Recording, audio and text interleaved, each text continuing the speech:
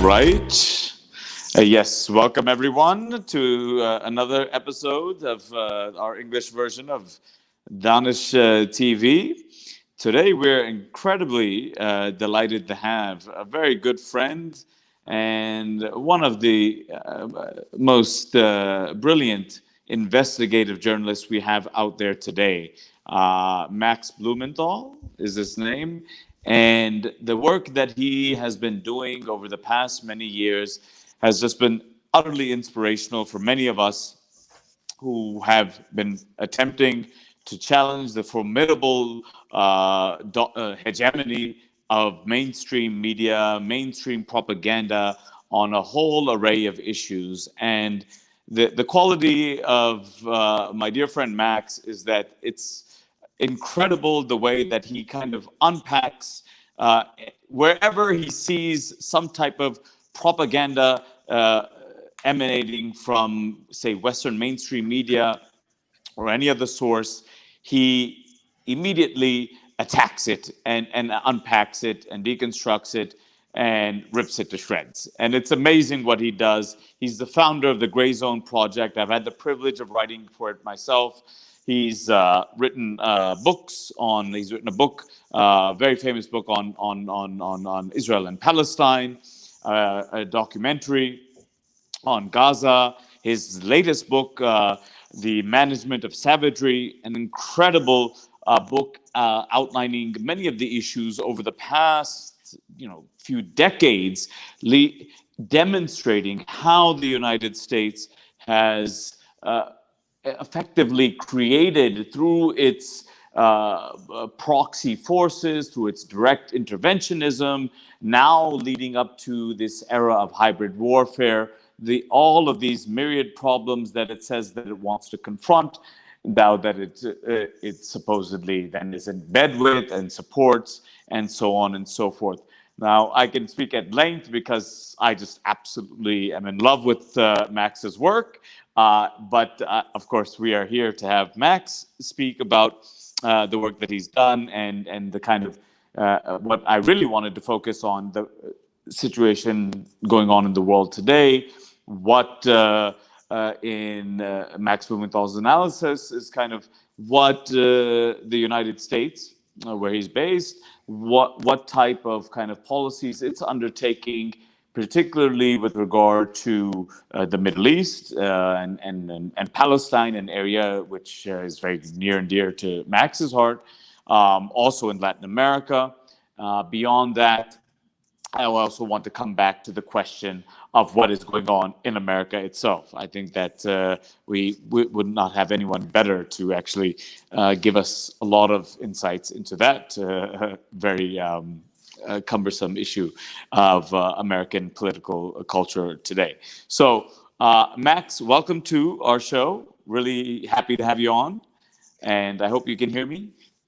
I hear you loud and clear. Thank you for that really warm intro, Junaid, and thank you for all the important work you're doing. I guess we met when I reached out to you because of my familiarity with your work to get some insights for my book, The Management of Savagery. So it's nice to finally join you in virtual person.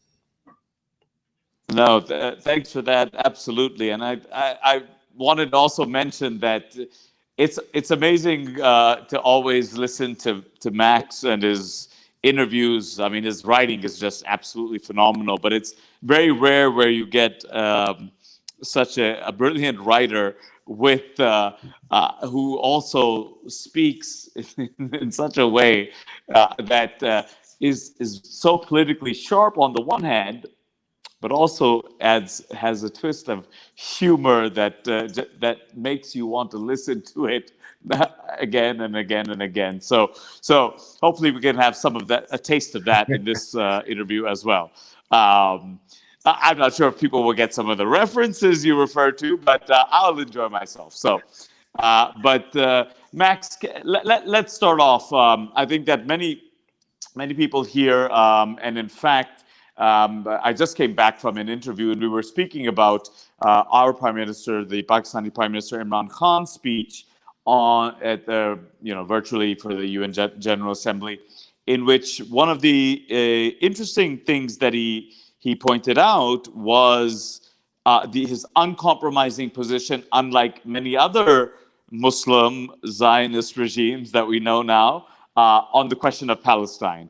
And I think it was directly in response to the fear, the anxiety amongst many people within the Muslim lands, Muslims, Christians, Jews, whoever, that what is going on? One Muslim regime after the next, although it's not many right now, it's two or three, are beginning to normalize relations with Israel and so on and so forth. So I think our prime minister really responded to that by saying that no, there's no way in heck that we're going to do this, that until the suffering and the brutality and oppression, continues of the Palestinians, there's no way we will recognize Israel. So what I wanted you, it's a good way to actually ask you to kind of speak about what has happened now in this kind of this deal of the century that is concocted by these parties, the United States, the UAE is now recognizing Israel, and now it's gotten Bahrain on its to do so as well, and the Saudi. So I think, particularly for our audience, a Pakistani audience, a Muslim audience, and so on, it would be really good to get kind of your perspective on what has led up to these developments, and what do these developments represent?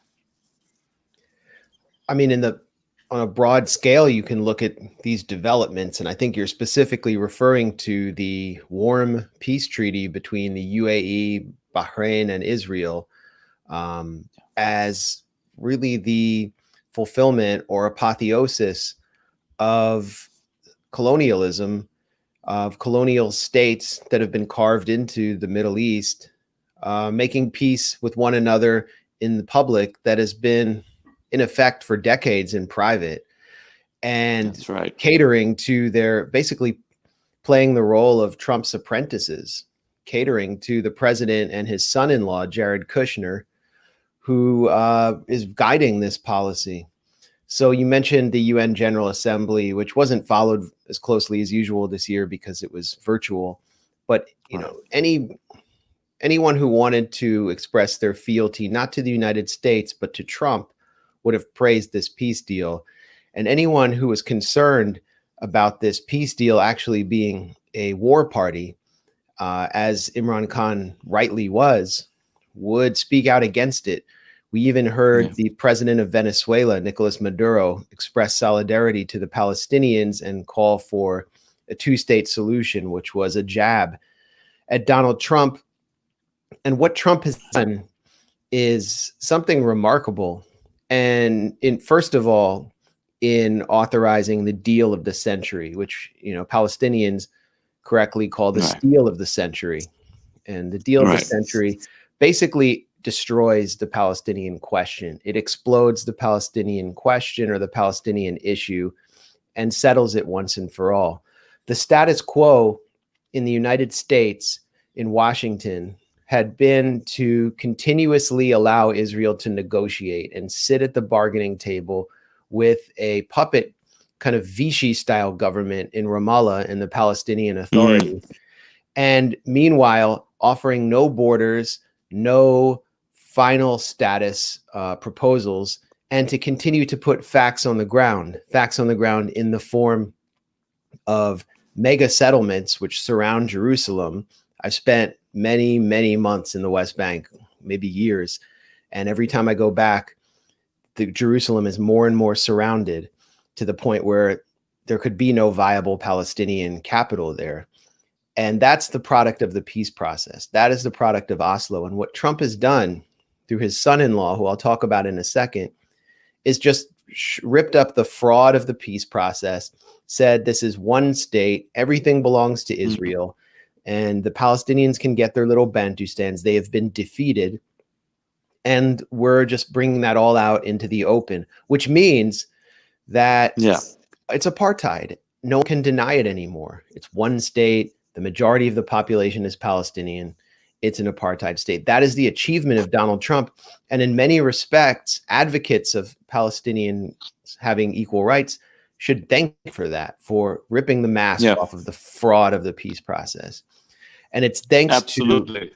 and it's thanks to the forces behind Trump. Donald Trump, when he first started campaigning for president in 2015, actually talked about his desire for a two-state solution. And he talked about, wanting to make a deal like he tried to do in Korea between the North and the South. He wanted a Nobel Prize. In comes Sheldon Adelson. Sheldon Adelson controls several casinos through his Las Vegas Sands Corporation. He is one of the richest men in the world. His issue is Israel. He cares about nothing else. He has an Israeli wife, and he's bought a large part of the Israel lobby, and he proceeded to dump money into the Trump organization, into Trump's campaign. He's spent in this election cycle $50 million on Republican Senate races. And Trump's son-in-law, Jared Kushner, his family is very much like Sheldon Adelson. They were ultra-Zionists. They ran a foundation that supported the settlements in the West Bank. And he married the president's daughter. He gets the security clearances. He guards access to the presidents. The generals from the Pentagon have to go through Jared Kushner, this kid who's just like the son of a slumlord, in order to get to the president. And so he authorizes, along with Sheldon Adelson. He's MBS's best friend. Yeah. Right. And WhatsApp. It was reported that Jared Kushner helped provide Katani, MBS's digital henchman, with a list of Saudi traders from U.S. intelligence or people who are working against MBS's interests. So, I mean, Kushner was trying to ink this deal, this regional deal, to make the deal of the century possible. And so when the UAE comes to the bargaining table, the UAE, a colonial carve-out whose population represents 0.0006% of the population of Muslims in the world, and none of them can vote, none of them have a say. It's a permanent monarchy. Absolutely. So right, and in which way more than half of the population are basically migrant laborers without any rights whatsoever. So, yeah. I mean, I don't know if you've been to any of the Gulf countries, but the few days I've spent there, it's like the only people you meet in the streets are migrant laborers, and then you just go from hotel to hotel to hotel. Yeah. Meeting. And in some ways, Max, I mean, this is what I say, that in some ways it is precisely states like these that can actually engage in this type of normalization process with Israel. These police states that have absolutely no accountability towards their people, they are the ones that can actually supposedly get away with this. Right. I mean, they don't have to answer to any Muslim population. So there's no civil society. So it made sense. And the way they sold the deal to the rest of the world was that, this was a win-win, and it would help the Palestinians because annexation which Trump put on the table in order to twist the arm of the Palestinians and everyone else, would be stopped. In exchange, the UAE would get the US F-35 jet. I don't know why everyone wants that jet, because it can barely fly, but it's kind of a way of, they never come out of the box. It's like when you buy the Russian S-400, it's just a way of saying, like, we're on board with one of the powerful countries. So, and, so just this week, Netanyahu announced 20,000 new settlement units in the West Bank. It just shows the whole thing was just a fraud. They were never going to stop annexation. It's going ahead, but it's going ahead under cover of a new peace treaty with the Palestinians really under the control of a Palestinian Authority that has never been weaker because the Trump administration has been continually defunding it. While absolutely, and so these supposedly peace treaties that Israel is undertaking with countries that it has never actually been at war with, the United Arab Emirates or Bahrain. I mean, that in itself is just such a fraud to actually even call these peace treaties, because these are, as you were mentioning, these are countries, including Saudi Arabia, with which Israel has had close ties for quite a while now. So to call it peace treaties is kind of quite a joke. Yeah, in well, that I mean, sense. So, I think it's a war party because these are the countries that are aligning together against Iran, and they say Iran has right. brought us together, and that's what I think the fear of a regional war is very real. Yeah, and in fact, Max, I'd like you to actually elaborate on that. I mean, the question of Iran, how that fits into all of this right now. So that's key, I think. Well, the Trump administration's maximum pressure policy was also a tip of the hat to Trump's largest single individual donor, Sheldon Adelson. And, just for viewers, it's important to note that Donald Trump, he plays the role of the rich man, but as his tax returns showed, they just appeared yesterday, he's not really that wealthy. And he's incurred huge losses over the years. So Sheldon Adelson's money is important to Trump and his operation. And Hmm. Adelson and two other billionaires, pro-Israel billionaires, Bernard Marcus and Paul Singer, they fund the whole anti-Iran lobby in Washington, along with anti-Iran politicians like Tom Cotton and Marco Rubio, who are the two loudest voices for attacking Iran militarily in Washington.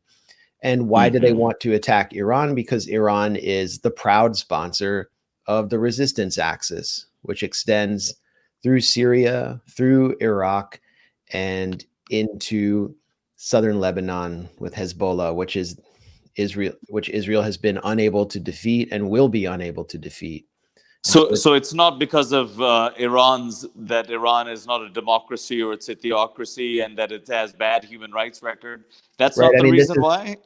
this is the language of Mike Pompeo, and it's very ironic to hear Mike Pompeo say, this the Secretary of State to say Iran executes gays, Iran treats women poorly, and yeah, Right. Iran does have a troubling human rights record. But Mike Pompeo Yes. is a figure who is himself anti-gay, who has Right. advocated against policies for women's reproductive rights in the U.S. He's affiliated with the extreme Christian right. So Right. his human rights language is just cynical, and Not to mention it, the other allies they have in the region right next to Iran. Right. So, exactly. I mean, yeah, I don't know how many people were beheaded in Saudi Arabia, but right.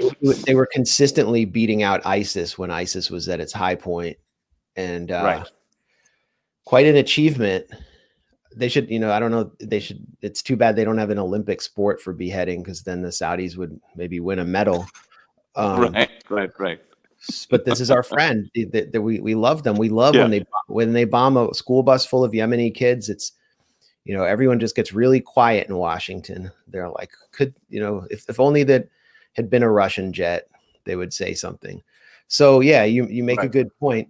But the real issue is Israel, and Israel is now aligning itself with these Gulf states in preparation for some kind of regional war that they themselves can't fight. Um, I don't think Israel can fight it for a number of reasons. Tactically, Mm. because Israel's Air Force it would need in-air refueling or landing rights somewhere in somewhere like Azerbaijan in order to reach Iran. Beyond that, Israeli society is not strong enough to withstand another attack from Hezbollah that could see large parts of the northern city of Haifa on fire. Right. Yeah, and I think Max, that's what many of I think our viewers would be interested in. Your own kind of deep assessment, very quickly, deep assessment very quickly of kind of what's going on in Israeli society itself. Has it moved so far to the right that it can't understand what's going on vis-a-vis the occupied territories, vis-a-vis kind of within the region, its own survival for the long run. So a quick kind of, just because I know your research has been so extensive and your visits here, I think people would really love to hear that perspective from you on what is the nature of Israeli society today. Well, I haven't been since 2018. I spent an enormous amount of time there at a pivotal period when Netanyahu was consolidating himself as King Bibi. And this was the result of generations of conditioning and indoctrination.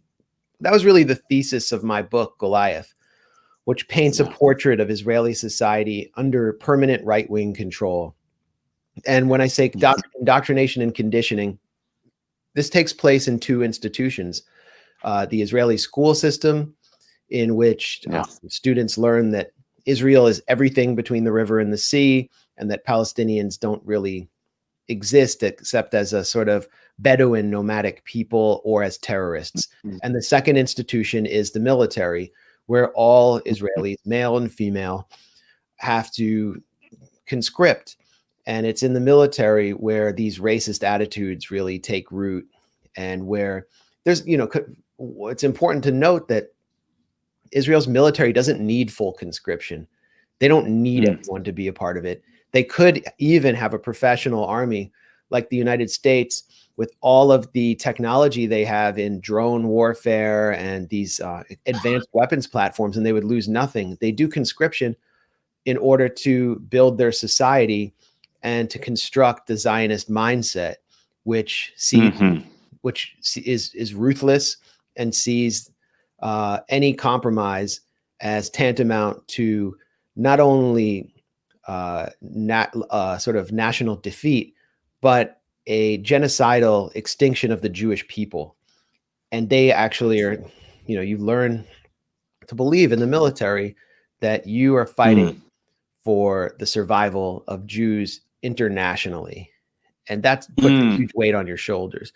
I wrote in my book about how 25% of Israeli high school students leading up to their military service are sent by the Ministry of Education to Auschwitz to go to these sites of Jewish extermination during the genocide committed by Nazi Germany and its allies, and that they come back, the Ministry of Education polls their attitudes, and they come back with attitudes that are more strongly in support of a Jewish state and more hostile to Palestinians and Iranians and the enemies of Israel. And then they go to the military as if they were responsible for the Holocaust, right? Exactly. Right. Okay. Exactly. Right. And right. I mean, that is an important part of what I would call Netanyahu's Holocaust revisionism, which is to transplant blame for the Holocaust onto Palestinian leadership. And so he constantly talks about the Palestinian mufti, the first mufti of Jerusalem, being in league with Hitler and actually responsible for overseeing the final solution, which is, I mean, at best he was a bit player, but he also, within Palestinian life, he was only one figure on the Arab Higher Committee. I mean, so it's ridiculous, but this is what you hear constantly. The Holocaust is such a major part of Israeli life. And that is the result of that is that when you look at these polls that are taken of Israeli youth by the Israel Democracy Institute, which is a nonprofit based in Israel that does these nonpartisan polls, you see that consistently over 50% of young Israelis say they would not want to go to school with an Arab, they would not want to live next door to an Arab, and that they favor the mass expulsion of Palestinians from 1948 Israel. And that's the result of the way that Zionist society has been constructed. And it's led to real destabilization. And Max, the peace movement, any large scale peace movement in Israeli society today, or? Well, what I found when I was there, were that the Jewish Israelis I was able to, be around for long periods of time without having really ugly arguments, were radical anarchists. And they number in the hundreds. They are the most marginalized group in Israeli society who are Jewish. Many of them resist army service by going to jail. There was one person named Natan Blanc who did something like 5 jail terms rather than serve in the army. And they all have their army stories. And their army stories are prison stories. Right. and that's the peace movement in my view. Some of them formed a group called Anarchists Against the Wall, and I would go into the West Bank with them, and I would see them day after day, but usually every Friday, go into a village that Israel was building the separation wall through, stealing land from farmers. The village had organized a resistance where they'd go out and protest non-violently, or they'd throw rocks at soldiers who were armed with, these advanced Tavor rifles and stun grenades and so on. And the anarchists would join with these Palestinians, or they would put their bodies between the soldiers and the Palestinians. And, it was a moving display, and they would get arrested left and right. One of their, they say they have no leaders, but they did. And one of their leaders was jailed for several months, I believe last year, Yonatan Pollock. And then what passes for the Israeli peace movement is really what's left of the old labor Zionist movement, which doesn't favor peace in any way that we understand it. What they favor is hard separation from the Palestinians on demographic lines. And so it's that labor Zionist movement represented by Yitzhak Rabin, or more recently Ehud Barak, that set the stage for the siege of Gaza. They started putting the first barriers around Gaza, electric fences and stone barriers.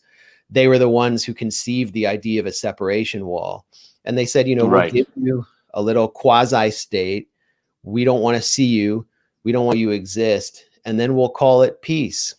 Meanwhile, you have the Likud faction that's like, we just want it all, and we'll live among you and you'll be our subjects. Right. No, thanks for that, Max. I think that many of us really don't know the internal dynamics. I went to Palestine and Israel once in 2007, and the psychological intimidation one faces just at the airport. It was quite dumb of me to go through Tel Aviv rather than through Amman, but that one faces going there and coming out. It's basically a message for someone who's not a Jew or a Muslim, an Arab, or whatever, who's visiting. Don't come back again. Otherwise, every single time you'll have to face this, or even worse. So. Which is why, even Israeli society, I didn't have kind of much of it, because we were visiting largely the West Bank. It was an interfaith solidarity group that had gone. So, but I think that a lot of people don't know the kind of the internal dynamics that you kind of just outlined here of Israeli society. So that's why I really thought that would be useful. But just moving right along, Max, because taking care of time here. I did want you to talk about, we mentioned Iran in this context, in the context of kind of the kind of Arab NATO being formed by the U.S. and Israel to confront Iran. But Iran, as part of the larger, the U.S. kind of hybrid war, fifth generation war, maximum pressure policy on Iran, as part of its broader regime change policy towards, say, Venezuela as well, the pressure that it's putting on China, and then leading up to what we can call the new Cold War. So if you can talk about kind of where is this stemming from right now, and in fact, the type of think tanks, many of them Gulf funded, as you correctly point out in many of your articles, that are openly kind of advocating these policies that are happening, and now that are literally not just impoverishing but killing people throughout these various countries. If you can speak a little bit about that. Right. Well, when you mention hybrid war, I see three main modalities of hybrid warfare. One would be economic warfare, which is the most pernicious and damaging, I would say, to human life or to human rights on the earth. It appears that 1/3 of the planet is currently living under U.S. economic sanctions. Wow. These are unilateral. Wow. These are unilateral coercive measures. They're not passed through the UN. They are illegal under international law. Absolutely. And they're more aggressive than ever, because what the Trump administration is doing is actually imposing secondary sanctions. So they actually will sanction any company as well as the country itself that does business with that country. So that's, I mean, that's something that the human rights groups here in Washington, what I would call the human rights industrial complex, doesn't talk about. The most, I'd say the most severe human rights issue in Human Rights Watch and Amnesty International, they don't say anything about it. The second would be, but they'll talk about the authoritarianism of the Maduro regime. So, exactly. It's all they talk about. The authoritarianism of the Maduro regime is supplying food almost for free, along with sanitary kits for over 3 million families in Venezuela, and has also put 3 million families in completely free housing while we're having an eviction crisis here in the United States, and they're under brutal U.S. sanctions. So the second kind of mode of hybrid warfare is information warfare, which, you know, media guys like me and you would be very familiar with. And at the Gray Zone, we didn't get started. The website I edit, thegrayzone.com, and that's gray with an AY. We didn't get started to wage information warfare, but we find ourselves responding to it so much. You know, think tanks, leadership, intelligence officials, they plant stories in the legitimate mainstream media. It's unscrutinized by journalists. They don't double check to see if this is legitimate, because often those journalists function as just kind of de facto agents of the intelligence agencies themselves. And they rely, of course, on official sources, unnamed official sources, but It's like if you have a patient in a coma and they're hooked up to a feeding tube and you just take that tube away, you'll just watch them slowly die. That's what most journalists here in Washington would be like if you took away their intelligence sources. So they're not going to upset the intelligence agencies by actually reporting on what they're doing.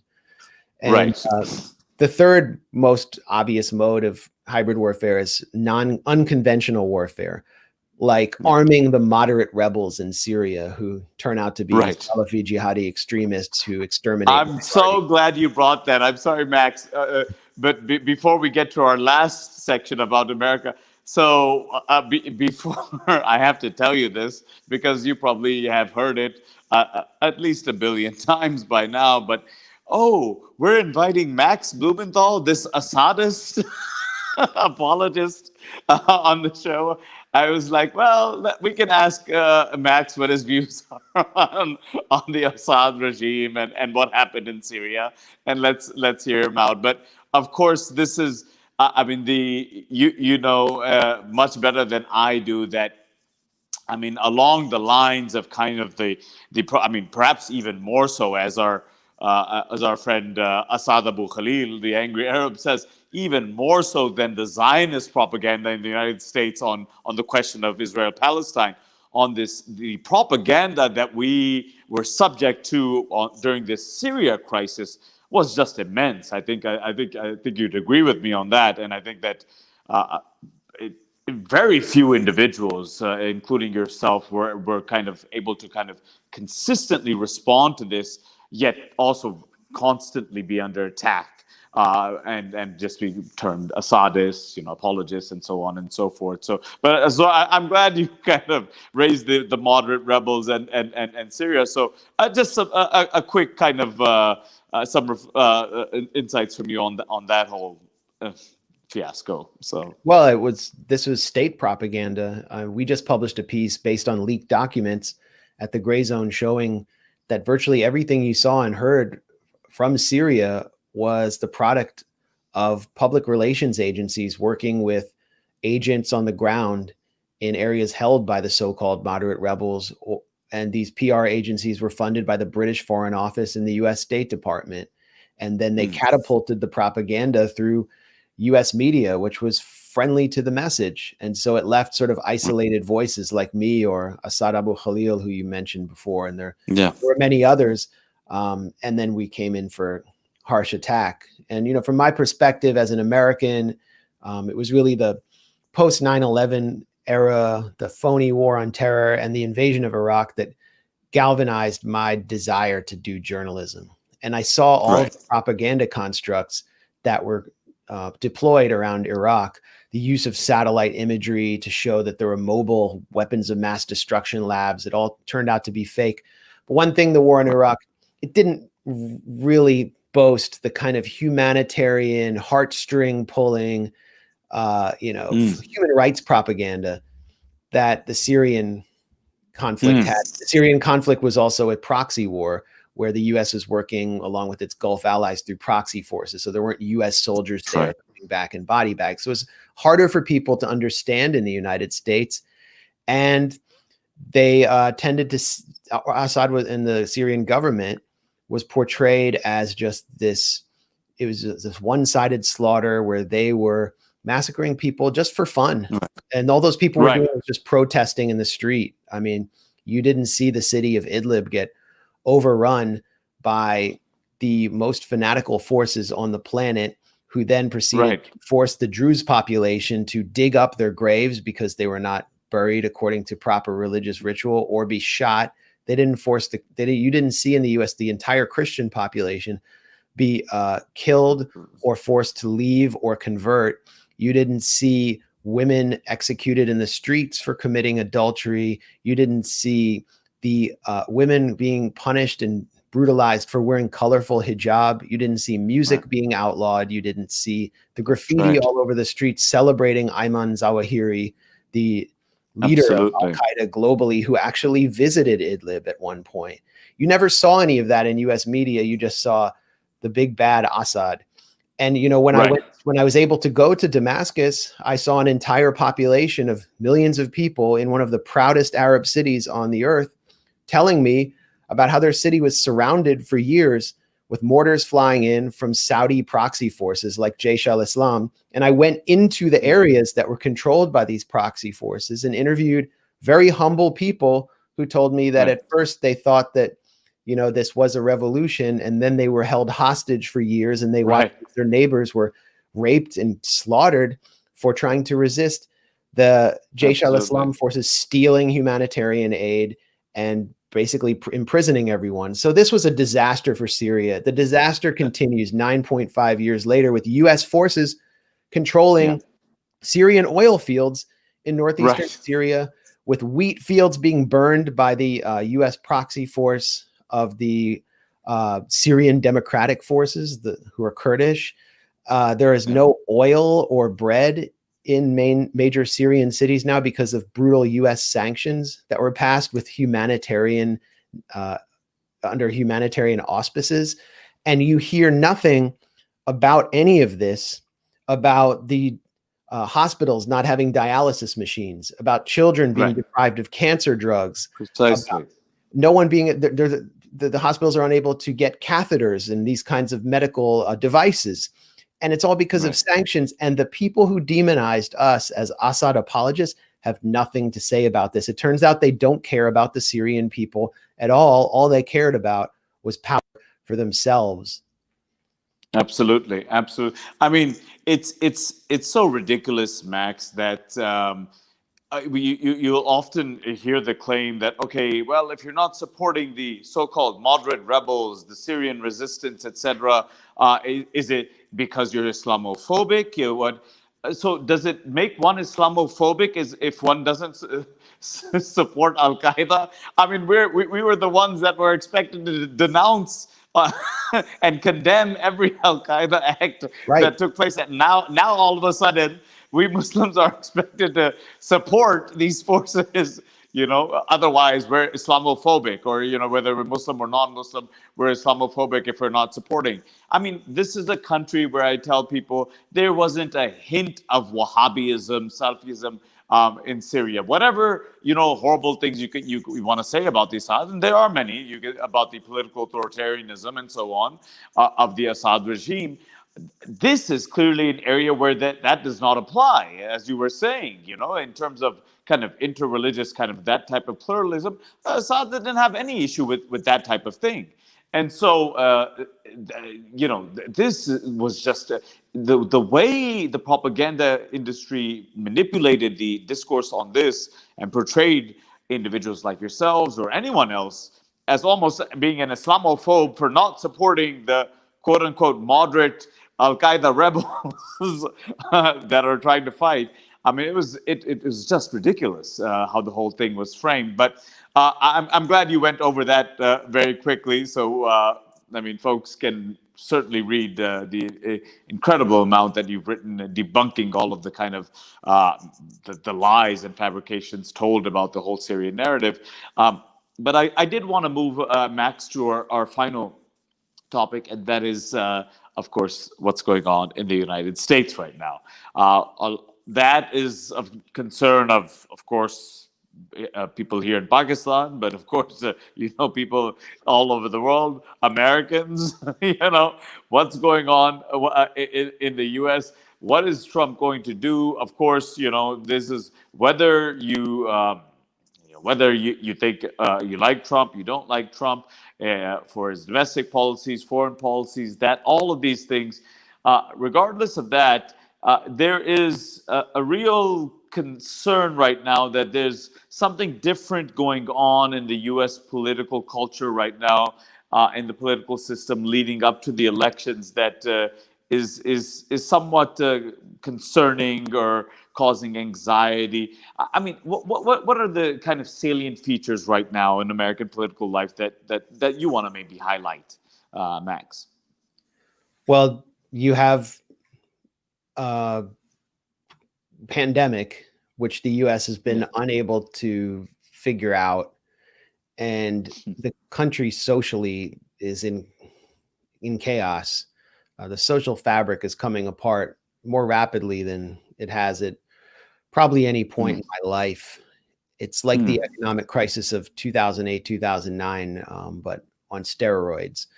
And this is, led to anxiety on the right and what passes for the left in the U.S. And you have a president who is catering to the most extreme elements of his base, all the way to like the Nazi right, in order to build up enthusiasm. And he's banking on winning by enthusiasm. So in American cities, including in Washington, D.C., since this summer, there's been sort of a small scale rebellion against police violence.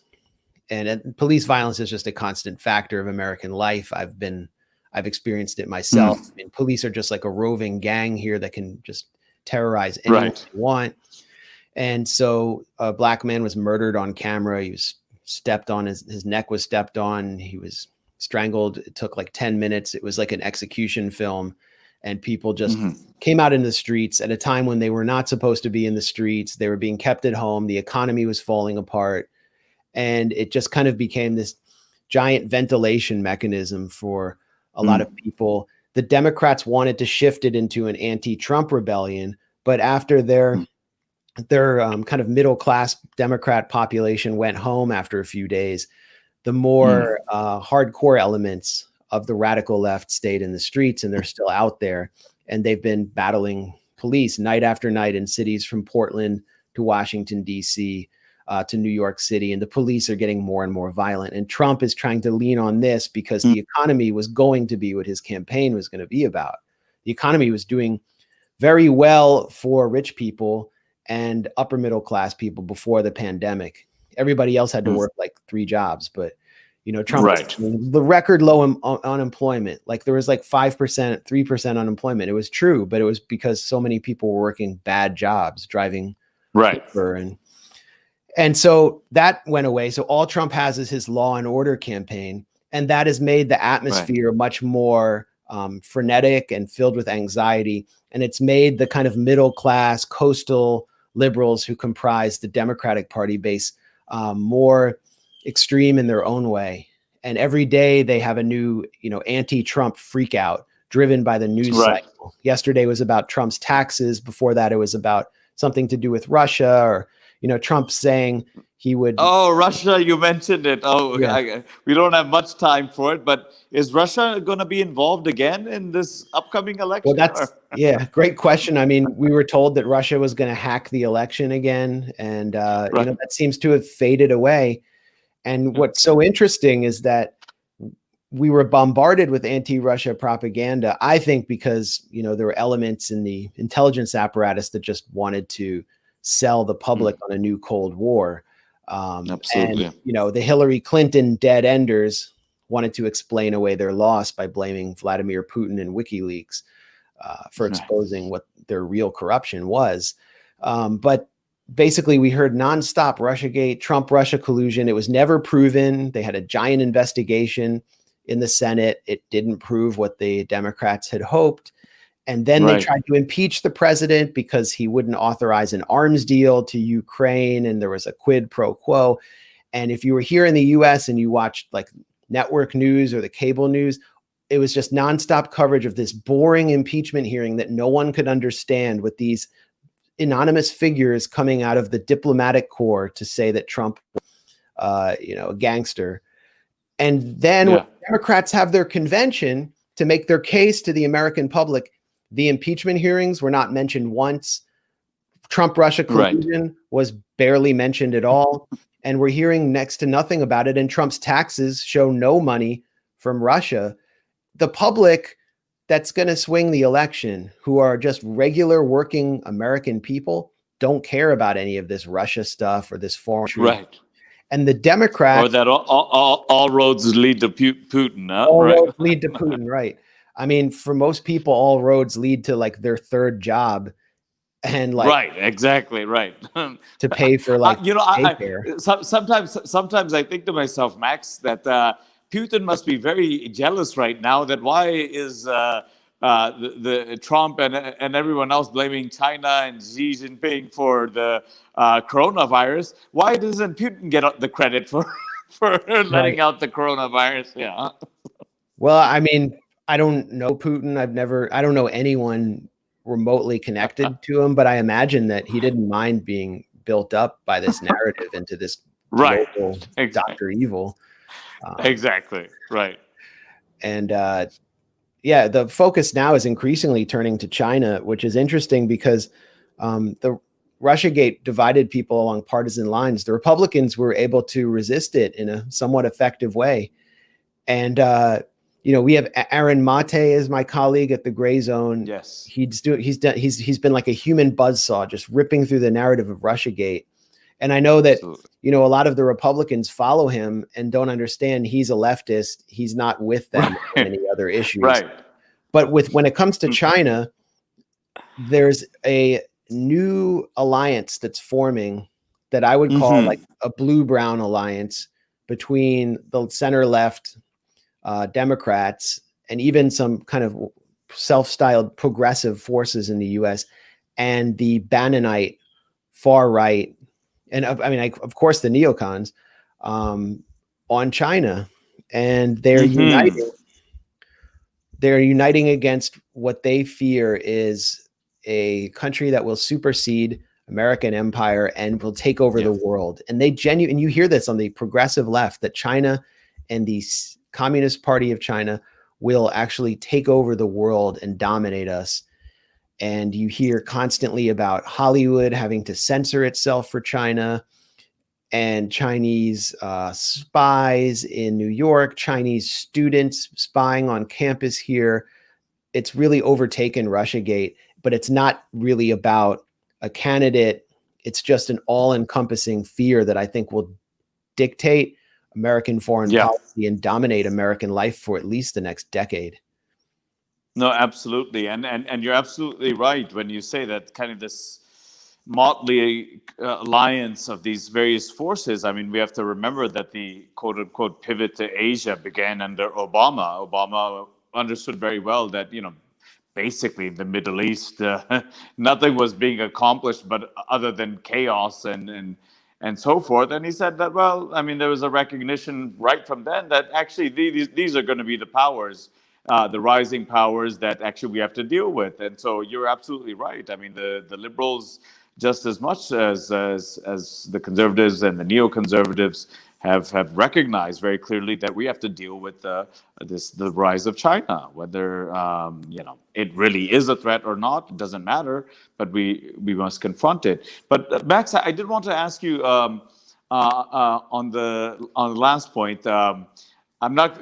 Well, one I did want to ask you. So, who do you think is going to win in November? That I did want to ask as well. But I also wanted to ask you about this question that has been coming up now these days, about Trump consistently kind of dodging the question of whether he would, in the event that he is defeated, that he would concede defeat and leave office, etc., and that we may have some type of a civil war situation, and what would happen then. So if we can end on this very pleasant note, of, of, of how do you see things unfolding? And again, the polls and all of this stuff, we know how much we should take those seriously from the last election.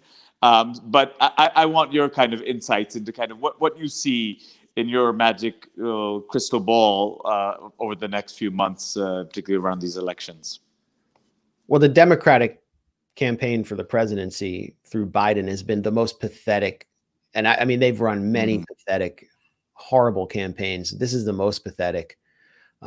They're basically banking on the fact that most American voters, which is not necessarily most Americans, would vote for a dirty diaper over Donald Trump. And that may be true.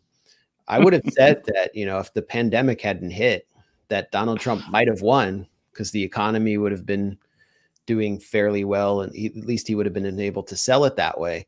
But now Trump is increasingly reduced to his base. And the Democrats are taking for granted that this is just a referendum on Donald Trump. I think all the major political observers, all the bettors, Las Vegas, are betting against Donald Trump this time. But remember that the polls showed Donald Trump way behind Hillary Clinton in 2016. The Trump campaign works. They don't work through traditional institutions like the media. The debate is coming up tomorrow. It's not going to be as important as people think. One thing Donald Trump is doing that very few American political observers understand is he's working through one of the most important institutions for American males, which is college football.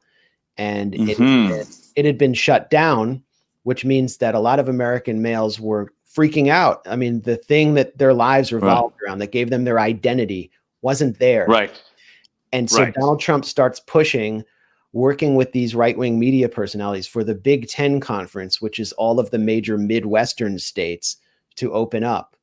And Wisconsin, Michigan, these are if Donald Trump wins those states, he wins the election. And Donald Trump will then take credit for giving Americans back their football games. And these are people that often don't vote. So Donald Trump has a very clever strategy, and he can't be underestimated. But the Biden campaign, I mean, if you pay attention to US media right now, the New York Times or CNN or any major media institution, corporate media institution, it feels like the Biden re-election campaign. I mean, they're just campaigning for Biden openly. And every message that Americans are deluged with right now, if you go on to any social media platform, or there's a platform called Yelp where you look for restaurants, and it immediately a pop-up ad will come up that tells you to vote. And what they mean is vote Biden. So, but they can't say Biden because no one cares about Biden. No one's inspired by him. So it's just vote and vote against Trump and everything will be fine. I wouldn't make a prediction, but I would say, conventional wisdom is that Trump will lose because of the economy, because of him infuriating too many established institutions. But that was also the conventional wisdom in 2016. Right. And any thoughts on what may happen if he is defeated? I mean, do you really think that his claims, that, or that other people, what they are anticipating, someone like, someone like Chomsky has even said that, look, if this guy really doesn't leave, they're going to have to take him out by force and this type of thing. And that to me is another. I mean, I mentioned before that the liberals and the Democratic base, every day they come up with a new freak out in order to motivate people. And this is just part of that narrative. Donald Trump, what he's saying is very similar to Yeah. what Hillary Clinton has said about what Joe Biden should do. And in fact, the Democrats have created a commission called like the Transition Commission or something like that to manage what happens if all of the votes are not counted by election day and the election isn't decided and Donald Trump claims credit for victory. Because of the pandemic and people being stuck at home and the older population that votes in higher numbers than younger people here, there will be mail-in ballots. They may not be able to count it. And what Donald Trump was saying is, I don't think the results will be in on election night. And so I'm going to, wait and see. And I think that would be wise for Joe Biden too. And the funny thing is in 2000, the election was stolen by George W. Bush. A recount was stopped and Al Gore, being the establishment guy that he was, who had been raised to be president since he was a boy, just conceded. The election was completely stolen from him and decided by the Supreme Court. It was the most undemocratic election in modern times. He should not have conceded. So absolutely. And I could see the candidates fighting out, but do I think like nice middle-class liberals who, put tolerance signs on their cars are going to go out and riot in the streets and burn the country down? Do I think that if the military comes and tells Donald Trump, sir, you have to leave, that he's going to have the, his far right militias in the streets attacking, the police and the military? I don't think that's going to happen. But I do think it's going to be a very unusual election.